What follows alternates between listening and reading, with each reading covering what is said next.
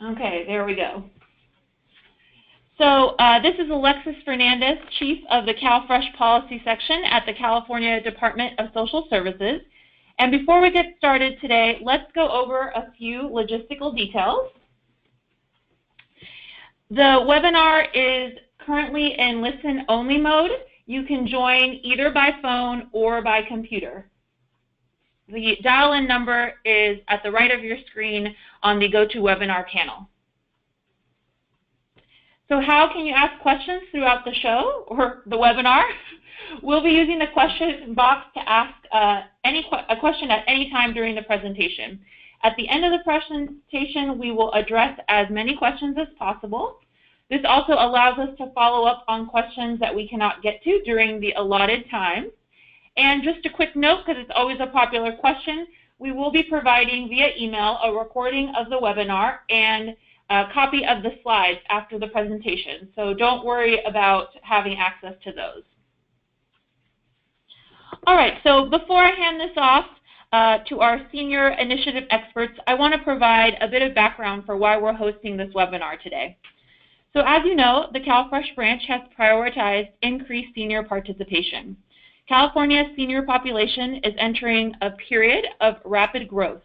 By 2030, as the baby boomer generation reaches retirement age, the over 65 population is expected to grow by 4 million people in California. We're also living longer than ever before, and the cost of living continues to increase.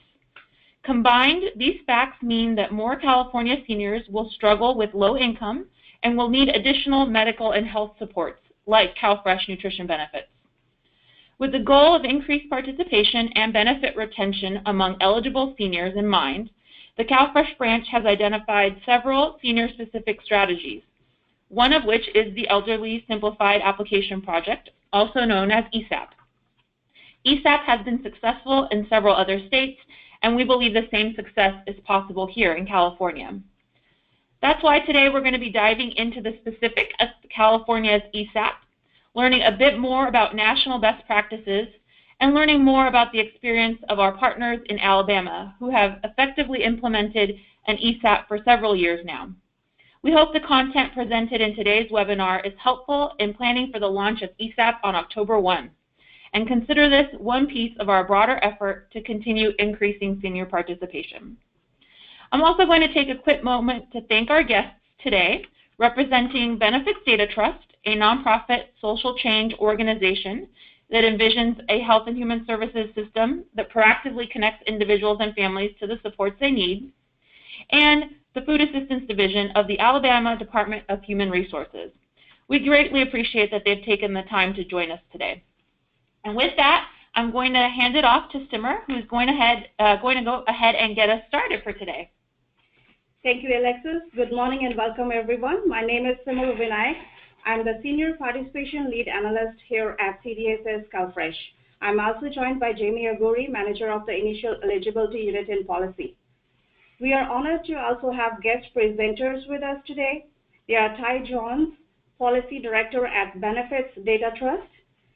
We have Brandon Harden from Food Assistance Division Director from Alabama Department of Human Resources, Beverly Nix, Food Assistance Division Assistant Director, Alabama Department of Human Resources, and we also have Donna Dodge, Program Manager, Alabama Department of Human Resources.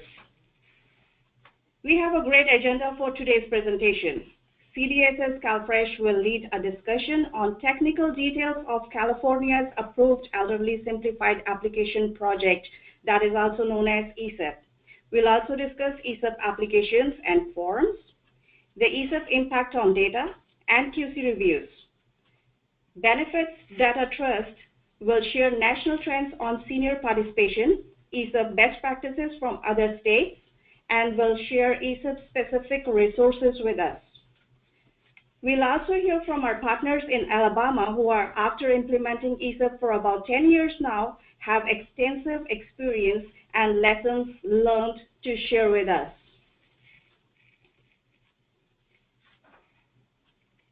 To get started, let's take a look at CalFresh senior participation in California. Looking at the numbers on the slides for participating seniors, we have 66% living in one-person households, and from the eligible seniors, we have 65% live in one-person households. Trends from 2014 to 2016, they show certainly we have an increase in participation, but we want to take it further.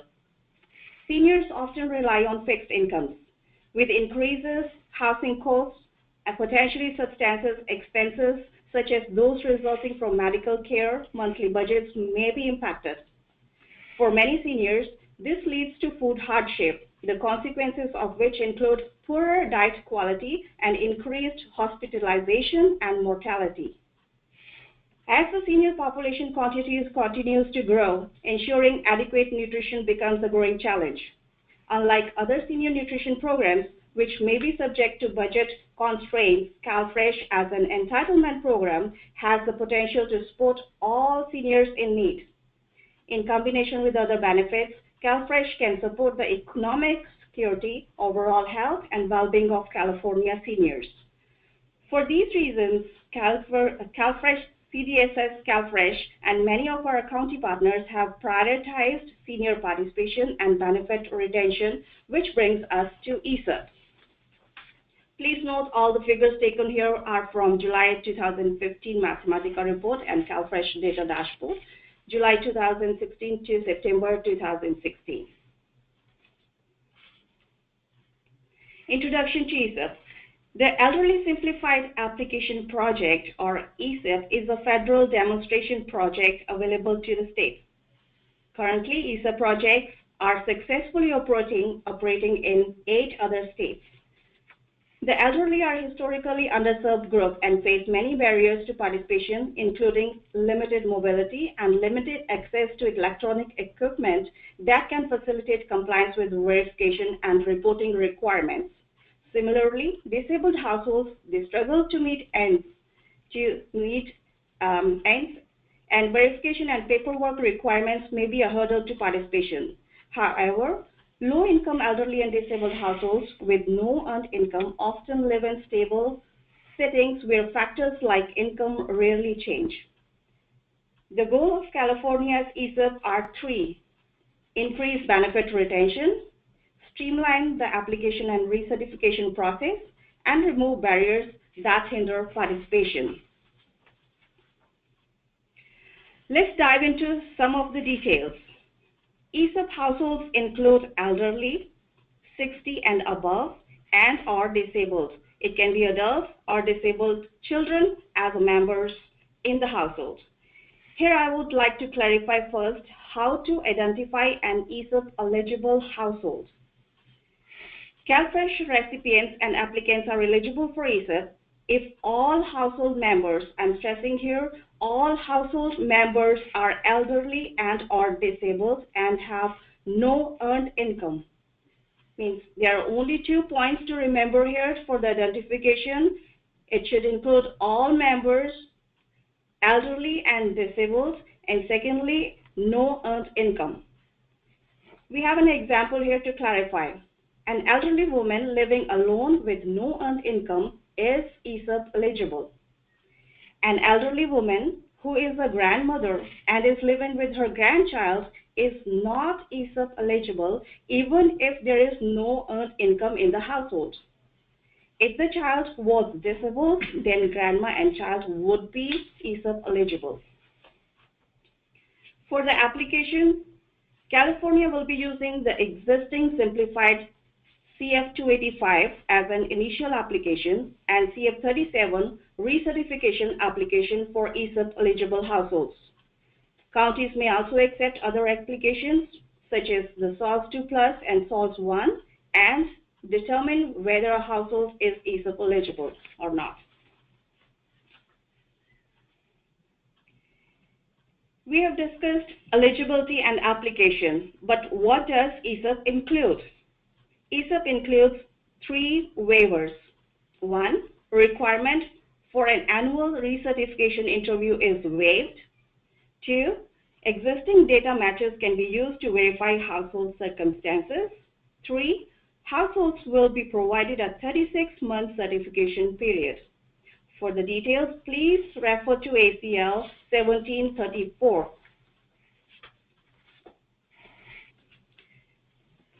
Let's go through each of the ESEP components one by one. Waiver of recertification interview first. 7 CFR 273.2E requires CWDs to interview applicant households in order to determine CalFresh eligibility. FNS is waiving this provision to permit CWDs to forego the recertification interview for the ESEP households. This applies unless the CWD is denying an ESEP household benefits. CWDs must attempt to schedule an interview with the ESEP household and narrate it in the case file prior to denying the case. No case will be denied without an attempt to schedule an interview. An initial application interview is still required and should be offered by telephone or face-to-face per household's request. During the intake interview, CWDs must clearly inform ESEP households that an ESEP recertification interview is not required. Unless the household requests an interview, the CWD is going to deny a recertification application. For example, a household circumstances have changed and they appear to be no longer eligible for CalFresh, or the information supplied by the household or an authorized representative is questionable, incomplete, or contradictory.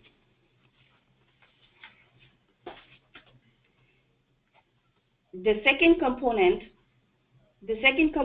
of ESEP is simplified verification. Normally, CalFresh households are required to verify household circumstances. Under ESEP, participating households will experience a reduced verification burden. Electronic matches will be used to greatest extent possible to verify identity, income, residency, and social security numbers. Specifically, California's ESEP approval waives two laws here. Section 11E3 of the Food and Nutrition Act requires CWDs to verify non-excludable income and household size if questionable. CWDs will use electronic matches to verify all income where possible for this project. FNS is waiving this provision so that CWDs are only required to request verification if existing income information is questionable. 7 CFR 273.2F requires CWDs to verify gross non-exempt income, utility expenses, medical expenses, social security numbers, residency, and identity. Again, under ESEP, existing data matches will be used to verify eligibility.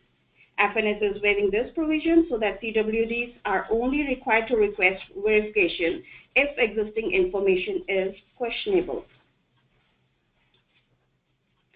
Lastly, the third component of ESEP is the 36-month certification period. 7 CFR 273.10F1 allows certification periods to extend up to 24 months for elderly and disabled households. FNS is waiving this provision to extend the certification period to 36 months for ESEP eligible households. CWDs will assign a 36-month certification period to all ESEP eligible households. A note here on the periodic reporting requirements for ESEP eligible households. ESEP households will use the SAR 7 eligibility status report to attest the household circumstances and report any changes at 12 months and 24 months. At the end of 36-month certification period, ESEP households will complete and submit a recertification application that is CF 37, and a recertification interview will not be required.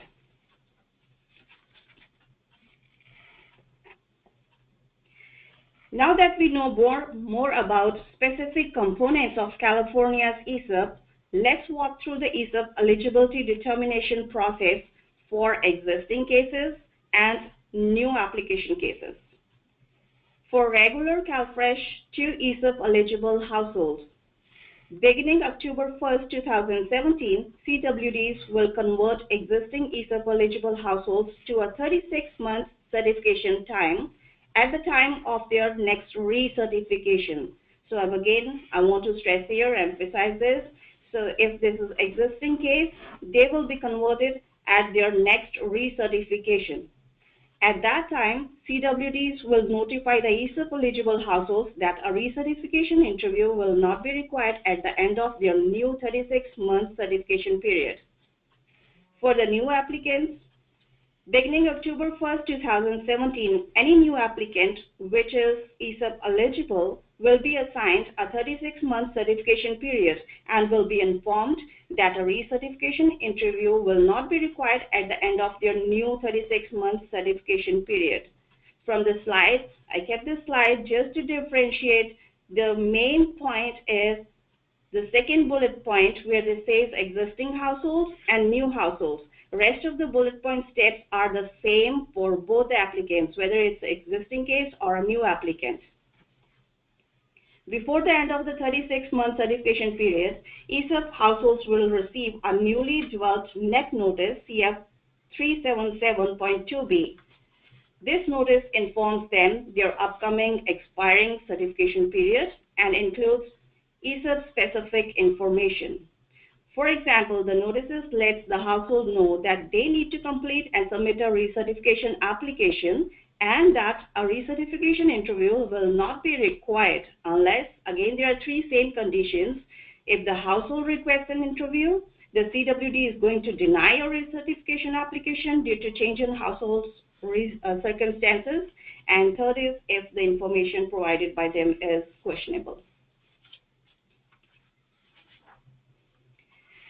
Now let's take a moment to discuss what happens if a household determined ESOP eligible experience a change in circumstances during the certification period that results in the household no longer being eligible for ESOP. For example, a household composition change or the addition of earned income to the household's budget. This is rare, but it's worth discussing here. At the time the CWDs become aware of change, CWD will send a newly developed notice, CF 377.2d. This notice informs that the household that their ESOP status has changed, but that they don't need to do anything else at this time. The CWDs will maintain 36-month certification period, but will change the frequency of SAR 7 to every 6 months versus every 12 months. Again, I want to clearly state here, even if during the certification period it's found they are no longer ESOP eligible, but they will still complete their assigned 36-month certification period.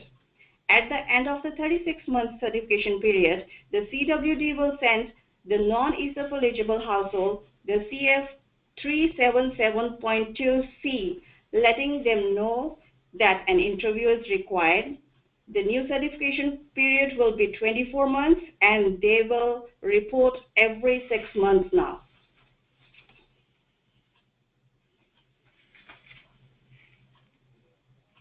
We have mentioned a few new forms in previous slides. We want to take a moment to highlight these new forms. Now, from applications, again, like I said earlier, we'll be using existing simplified applications for CalFresh benefits, that is CF 285, and for recertification, we'll be using CF 37. But counties can accept SOS 1 and SOS 2 Plus if it is submitted by the household. Regarding the details of the notices, which we have newly designed, and guidelines we have provided under the recent released ACL 1753. So please refer to that ACL for the notices requirements. Before we move on, let's do a quick recap and test your knowledge. You will see some questions on the screen and you can answer.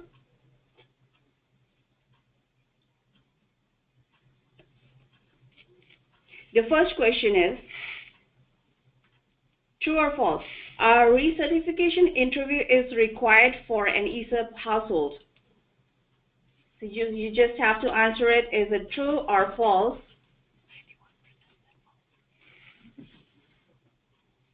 Okay, we have our results. For this pool, 91% said it is false. Yes, the correct answer is false. A recertification interview is not required unless the household requests an interview. Let's go to the next question. True or false?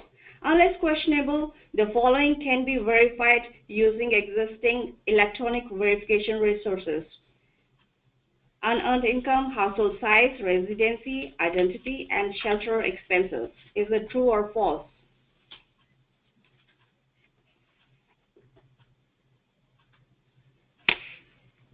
Waiting for the results from the poll. Okay. We have a result for the second. The answer is true, and 98% of you participated and said it's true. CWDs will use existing electronic sources to verify household circumstances unless the information is questionable, incomplete, or contradictory. Let's go to the third one. ESOP households will have a blank certification period. 100%. And here I have a result, 100%. They said answer is C, that's 36-month certification period. Thank you everyone for participation. Before we hand this off to Benefits Data Trust, we'll do a quick overview of ESOP data reporting requirements and QC impact. California is required to provide an evaluation data report each year along with pre- and post-waiver data. CDSS will work with consortia to send the data reports to FNS. I'm now going to hand this off to Jamie for a quick overview of the ESOP QC impact. Thank you, Simmer. So for the quality control QC, the ESAP households will be included in the state's error rate. This was determined because the modifications have not been significantly modified with determining household eligibility and benefit levels. So a couple things here on the QC, on the cases being reviewed, the ESAP cases being reviewed. QC is going to determine if the household was correctly classified as ESAP, and those households that are correctly classified as ESAP households will be reviewed under the ESAP rules. Those not correctly classified as ESAP households will be reviewed against regular SNAP standards.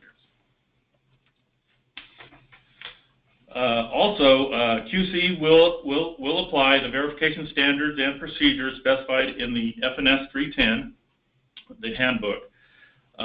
Cases selected for the QC review will be randomly selected, and those selected may be included in the evaluation of ESAP.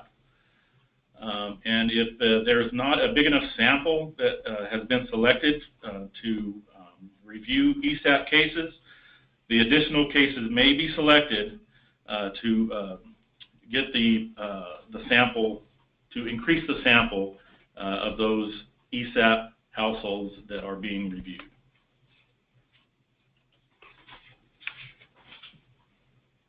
So that's just a quick overview of the QC. I'll go ahead and give it back to Simmer. Thank you. Thank you, Jamie. We have provided a short list of references on this slide, including the ACLs we have mentioned and the federal citations. Just a reminder, we'll be recording this webinar and it will slides with the question answers, and the recording of the webinar will be provided to you later. And now I'm turning this back to Alexis. All right, so thank you, Simmer and Jamie. Now we are introducing Ty Jones from Benefits Data Trust, who has joined us today, is going to be providing us a national perspective on ESAP. So Ty, if you're there, take it away. Perfect. Thanks, Alexis.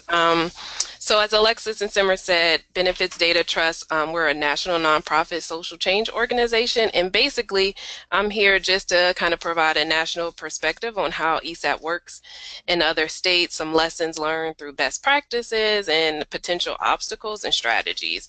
We work with quite a few states as they decided to implement and roll out ESAP, and thought it'd be really helpful to give that take to California as you all roll it out. You can go to the next slide. So this chart is really just to show how ESAP operates in other states. There's a lot of variation. Currently, including California, there are 9 states that operate ESAP waivers, and the waiver basically comprises a few different policy options. So some states decide to take quite a few, some take maybe 2 or 3. It all depends on the state's needs. And if you can click one more time for me, just to show where California fits in with the other states. And it's a, it's a pretty big range. Alabama takes all of the options, ranging, from 36 months to a central processing unit, to Washington State only has 2. One piece that I thought about in hindsight is that there are some states who actually simplified their application to have a separate application for ESAP. So it might be a 2-page form versus their usual application. So there's quite a few states that actually have a simplified app too. Next slide. And so switching gears a little bit, now that you know the basic information, how to make it work in your state, I wanted to talk about what we see in other states who have it. There's no public data available, but federal, state agencies, along with national and state advocates, have learned a great deal about the policies and practices that contribute to successful programs. So for example, BDT has been collecting data and testimonial from ESAP applicants in South Carolina, which is one of the states that we work in. And we've been doing that since April of 2015. And what we found is, because of the streamlined enrollment process, in the longer certification period, we have seniors rarely even have to contact either BDT or the state agency to report any problems, whether it's reaching a caseworker or missing verification or paperwork. Also, we see that the amount of churn for that population has significantly gone down. So that's one of the objectives, is benefit retention for California. The ESAP option is really will fit in perfectly with that. FNS issues some detailed guidance on ESAP, and that guide contains a lot of information on best practices in states. So I have that coming up later as a resource, but I'm going to talk about a few of those best practices as well as some of the common pitfalls to consider. So the next slide, I just have the list of ESAP best practices, and it's a combination of recommendations from FNS as well as feedback that we hear from state agencies that have actually implemented it. So one being the comprehensive screening. Just depending on which policy options and pieces of ESAP that a state chooses, it's really critical that individuals who are eligible for ESAP are identified no matter how they apply. So whether it's online, if it's in the office, if you're in a county administrative state as you all are, just making sure that no matter what door or what entry point they come in, that they're adequately screened for ESAP. Establishing an ESAP call center. Whilst a lot of states do not have an ESAP call center, we definitely understand the challenges with creating a call center. We do see that there's a benefit to having kind of one dedicated point for seniors to reach the state agency. Also, those workers that are in the call center, they just become more equipped with the type of needs and questions for that population. Packaging ESAP with the standard medical deduction, as California is doing. These are 2 options that really complement each other. The fact that the standard medical deduction helps reduce the verification process, adding that to ESAP, it just makes the process even more streamlined and easier for seniors to apply and retain SNAP benefits. Prepare a comprehensive training and communication plan, which this is definitely what we're seeing California do, but we see that just making sure that caseworkers understand the benefits and kind of just have a standard understanding of ESAP, along with other pieces that are unique to the senior population, that it can't be emphasized enough how much that really makes the project work in states. And although I kind of have state leadership buy-in last, it's really important at the beginning, because you want to make sure that everyone is in agreement on, like, this is the senior initiative. In our state, we want to make it work, as well as have an advocate buy-in, just to make sure that the outreach and information that is on the ground matches what the state agency is putting out there. So those are a few of the best practices. And since ESAP has been around for a while, in addition to the best practices, there are also some challenges that arise, and we just want to talk about those briefly. States with decentralized ESAP application processing just requires a little more systems management and upfront training. So what this means is that, consistent application processing is more hard when ESAP applicants represent a pretty small portion of your overall case load. So caseworkers may only occasionally see ESAP cases and are not as familiar with it. So just kind of making sure that the information that is out there is consistent, because there isn't going to be a centralized ESAP application. And then states that do not maximize all of the waiver options. So for example, there are some states that still require verification of certain types of income or limit the certification period to 12 months. So they're really missing out on some of the significant simplification opportunities that benefit applicants and the state agencies. So we see that in states that have maximized more options, they're really able to realize those administrative efficiencies, as well as their SNAP participants are able to realize all the benefits of ESAP. And this is something that Simmer already went over, but it's really critical about that seamless transition from ESAP into a regular CalFresh case when a change to the household circumstances make the household no longer ESAP eligible. So if a senior takes a part-time job and has earnings, or a grandchild moves in, just making it seamless. Alabama talks a lot about kind of, or having talked to Alabama a lot, just like how much that does actually come up in their state, where households that were ESAP eligible become no longer ESAP eligible. So it is something that you may see come up. And so just ensuring ESAP success in California, the big thing I think is the collecting and reporting data. I understand you all have a different system that's not operate like any other state, but just understanding that the state agency is going to have to report to FNS and making sure that there's some signal that these are ESAP cases, so that when it's time to make the report, DSS has all the information that they have, really making it a team effort. There's interim reports, and basically Simmer went over like that, it's pretty much once a year. And then the external communication, in addition to the initial communication about ESAP, it's just really helpful to continue to have a constant communication with their counties and also the advocates to hear what's happening once it's rolled out, to make sure that the program is as successful as we want, and if there's any places that we can make some changes.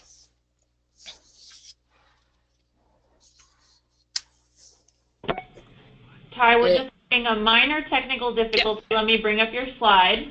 No problem.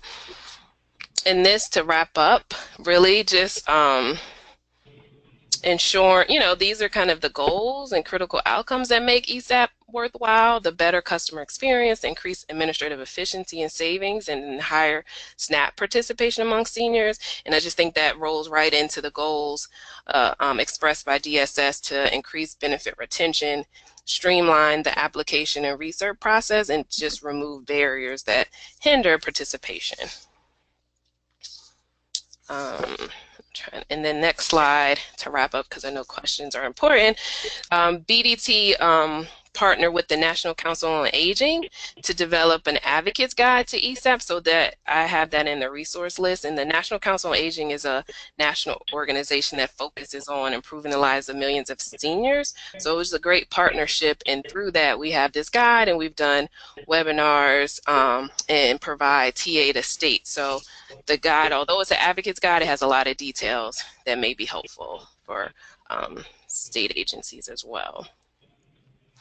And then this last slide is just resources to the FNS guidance that was published, and then also to BDT and NCOA's advocate guide. All right, thank you, Ty. So now we're going to hand it off to our partners in Alabama, who are going to talk a little bit about the experience that they've had implementing ESAP share some lessons learned that we can all take advantage of, because in hindsight, you usually know a lot more than you do when you first get started. And then, of course, the benefits that they're seeing roll out in their community. So if the Alabama team is on the line, you can take it away. Okay, good morning, and we appreciate and the opportunity to be a part of this great thing for the state of California and increasing seniors on SNAP benefits. We implemented, just a little history, we implemented our project August 1st, 2008 in 3 counties. We expanded statewide October 1st, 2008. We're currently in another 5-year waiver or demonstration project that started on October 1st, 2016 and goes through September 30th of 2020. We also, in this current waiver, are now implementing initial interviews, and we did that on May 1st of 2017. We currently are testing for FNS novel waiver of the interim contact or the interim contact form at the 12-month and the 24-month. We currently do waive that requirement, and our seniors get a 36-month certification period without that interim contact form. We are currently the largest project area in the state of Alabama with 62,249 households and 65,189 household members. We have 67 project areas, and then we have 68 project areas, including ASAP, with 67 county designated project areas. Some of the best practices that we wanted to talk about was that having ASAP and separating it from the regular program and centralizing it has helped us minimize the stigma of receiving food assistance or SNAP benefits. One of the other things that we've done in working with our staff is develop a community resource guide. In talking about the call center, we implemented a call center back in 2014 that deals extensively with our elderly population. We learned that these individuals love to be on the phone with you, love to talk a little bit, and they also talk about other issues that are going on with them. So we want to train our workers the best possible to give them resources in the communities that they may live in. And we also have cross-trained them in adult protective services just in case there is any type of elder abuse that might be mentioned on the phone while we're talking. We currently work with 14 outreach partners across the state. We could not do this project without them. They help us with SNAP applications. We do have a simplified application. It is currently 2 pages. I think it's going to end up being 3 pages soon, but because of some other requirements, but we do find that to be actually very beneficial. The administrative relief that this gives counties and states is very, very, very rewarding. We feel like it's great that we've centralized it. I know that may not work in California, but in large counties in California, that might be something that you may be interested in talking to us about, is centralizing your ASAP unit and also specializing your ASAP unit. We currently operate that many households with only 28 certification workers throughout and they're all centrally located here in Montgomery. We do have 39 total staff members, which include 1 program manager, 3 financial support supervisors, 28 CERT workers, 1 supervisor for our clerical unit, and 6 clerical for this unit. We do really recommend maximizing the standard medical deduction.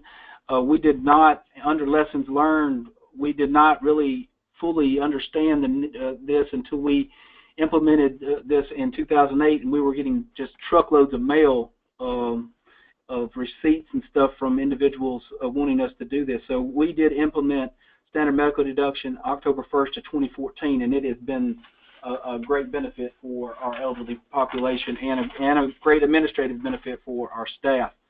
Some of the lessons learned, these households are not as nearly as stable as we thought.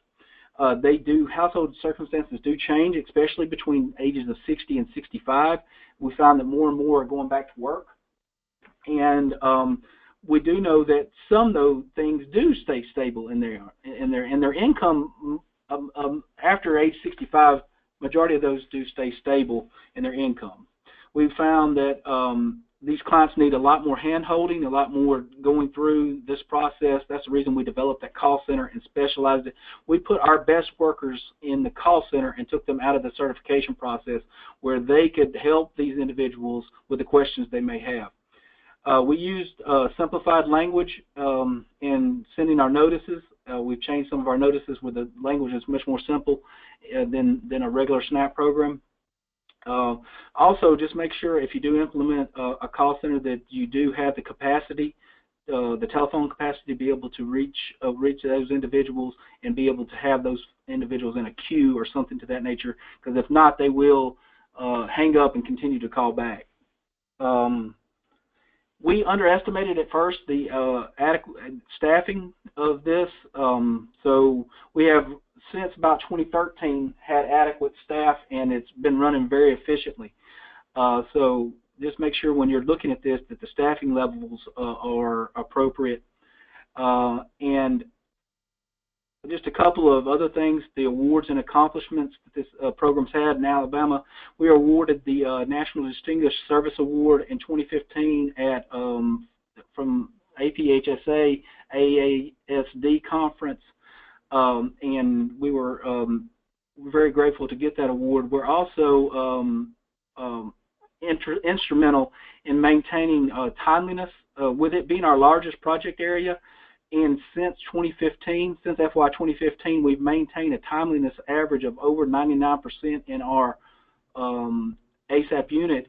It was very instrumental in us getting an APT award in FY 2015, which was $3.4 million.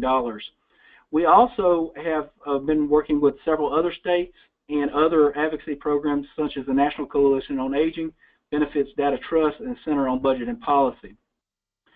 We truly believe that this program is the right thing for folks.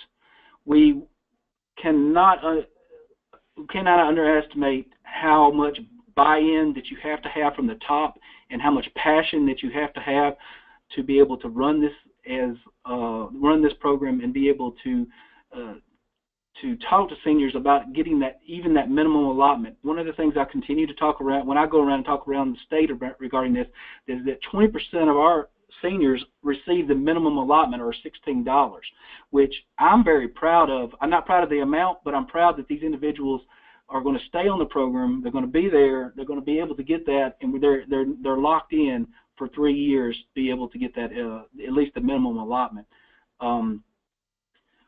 Very proud of the staff, Ms. Dotch, Ms. Nix, and Ms. Desmond, which worked on the standard medical deduction. They did a great job in what they're doing here in Alabama, and we look forward to helping California or any other state that might be interested in this project. That's all I have, and we're open to any questions. Great, thank you, Brandon. So this is Alexis reminding folks that they can submit their questions via the question box on your panel on the right-hand side. We're about to jump into the Q&A, and we'll get to as many questions as we can, but as a reminder, we will follow up on those questions that we can't get to, so please feel confident submitting them. If we can't get to them now, we'll get to them in a little while. So since Alabama just spoke, I am going to ask Brandon a follow-up question. You talked a little bit about your staffing. Is there a ratio that you have available of the staff ratio to caseload? So you talked about, I think you said 26 eligibility workers or something along those lines, but what's the ratio to the caseload? That's a great question, and we don't do caseload in ASAP. We go by specialization. So we do have 28 CERT workers, but how many of those, Donna, are actually doing application processing? 20. So 20 of those are actually doing application processing of 62,249 households. The other 8 are in the call center and dealing with changes. Great, thank you. Okay, and we also received a couple of technical questions, and I'm going to ask Simmer to take. So specific to California's ESAP, what is the SAR reporting frequency for an ESAP eligible household? Thank you, Alexis. This is Simmer. SAR frequency for ESAP households will be every 12 months. And for if they are converted into non-ESAP households, it will switch to every 6 months. Right. So ESAP eligible at 12 and 24 months, and then if there's a conversion because of earned income being added to the budget, then we run that household the same way we do today. Elderly and disabled households with earned income report every 6 months. Okay. Another technical question here, we have a few, so we'll try to get through those. So if an ESAP case that was certified without requiring verifications, because we used the electronic verification option, converts to regular CalFresh during the cert period, do we have to request those verifications mid-period, or can we wait till the next recertification? Okay, so answer here is if the ESAP household is converted to non-ESAP household, we'll wait for the verifications till the next recertification comes. And I think a good point of clarity here is that we are not eliminating the verification requirement. What we're doing is defaulting to electronic verification, because the factors that we have to verify for these households are usually available to us electronically. So there is a record that you checked those household circumstances electronically. Once you get to the next recertification period and the household status changed, that's likely because of something like earned income, which you would need to then verify with the household's assistance. So just an important point there that we're not eliminating verifications entirely, we're defaulting to the electronic data matches that we already have available to us. Okay. All right, and a similar question. So if a household reports a mid-period change that causes a status change between ESAP eligible and non-ESAP eligible, does the certification period or SAR 7 frequency change? And I think we'll answer those. There's one answer for the certification period and another for SAR 7. So, Simmer? Correct. If an ESAP household is converted to non-ESAP households for reporting changes in the mid-period, household will still complete 36-month certification period, but his or her reporting cycle will change to every 6 months. And so, again, important point here, as a reminder, we cannot shorten certification periods for anybody. So once we've assigned you that certification period, whether it's 12, 24, or 36 months, you stay on that certification period until it runs all the way through. So we will not be making any changes to the cert period, only to the frequency of the SAR 7 if it's due to earned income. Okay, this technical question that I'm glad came up, and we'll make a note on it, and I'll take this one, Simmer. How will the systems be programmed, CalWIN, C4, LRS, etc.? Will this programming be completed by October 1st? So we've been working diligently with the consortia. The reason these letters came out quite quickly and the notices are up and posted to the web and have been shared with our consortia is to meet a programming goal. And we are on track to have the features of ESAP automated by October 1. So at the county level, you will be able to assign households the 36-month period. As well, the new notices that were just released will be set up to go out to these specific ESAP households, and when changes occur, you can also send the relevant notice. So, so far on track for that automation, and of course we would let the CWDs know if there's any issue with that. Okay, we're going to keep working. We're going to work our way down this list here. And this is a question for Alabama. So if you're there, the question is, do your specialized staff, who are your ESAP specialized staff, handle cases with Medi-Cal or Medicaid, or are they only specialized to handle the food assistance portion of the case? Just the food assistance portion. Okay, just the food assistance portion. And then one other question for Alabama, what is your standard medical deduction amount?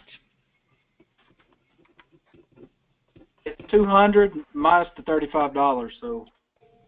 So what is that? I got to do math, 165. 165, yeah, so it's $200, but you got to verify the 35. And then I think this is a good moment to make a plug and just so we're all clear. California will be implementing a standard medical deduction on October 1st as well. We will have training available to our counties in August. If you haven't heard about that yet, get in touch with Simmers so that you can attend.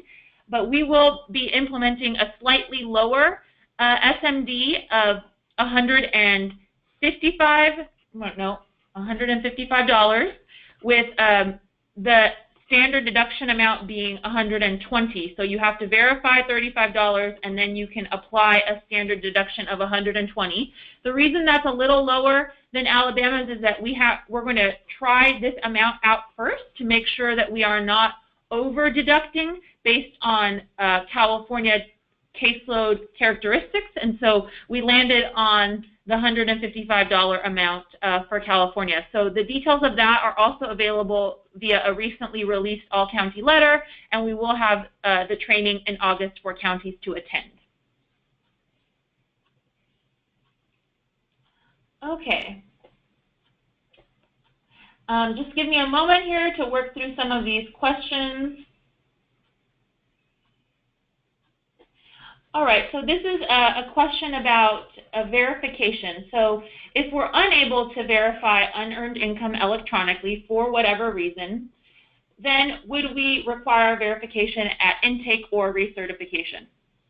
Yes, we do need that verification at recertification and intake if we cannot verify the income. Right. So the general approach is we're going to try our hardest to verify it electronically. If that verification is not available, then yes, you can go ahead and follow up with the household.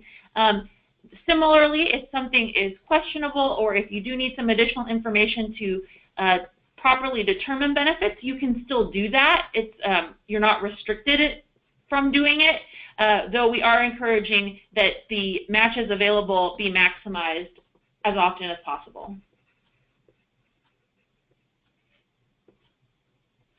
Okay, and here's a clarification that says when we mentioned that if a household is assigned a 36-month cert period and then they are converted to non-ESAP, the SAR cycle would change if that conversion is due to the addition of earned income, but the 36-month period does remain.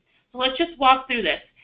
You apply, and at that time, you have only unearned income, and you're elderly and the only person in the household.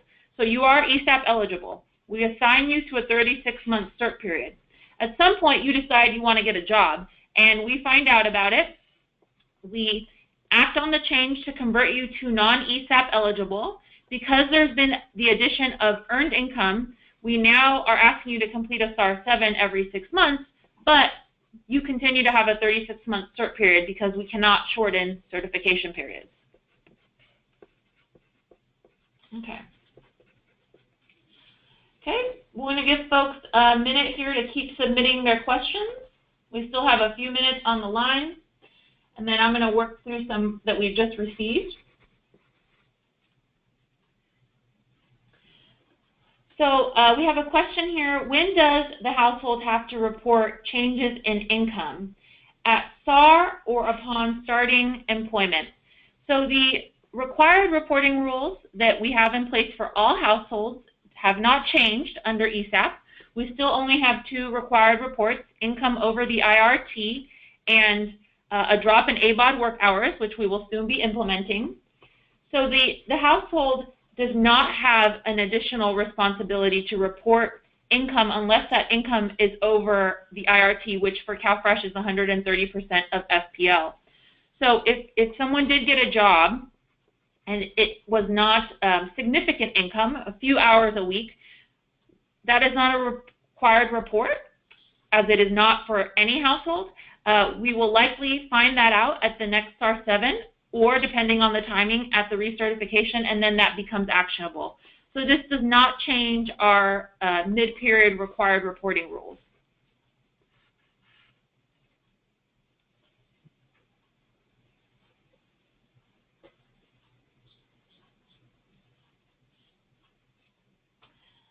Okay. Here's another question. What is the procedure if the mid-period change is that a grandchild moved in with the grandparent and now the household is not ESAP eligible? So I think it's very similar to my last answer in that, again, the addition of a household member is not a required report, so we would likely find the change in household composition out at the SAR-7 or recertification.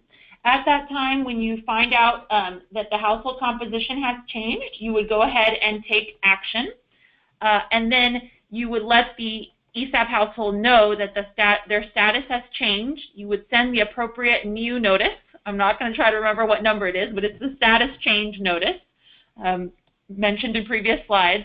And then you'd let them run on a 36-month cert period. And because this change is change in household comp, not a change in income, their SAR-7 reporting cycle would stay as is.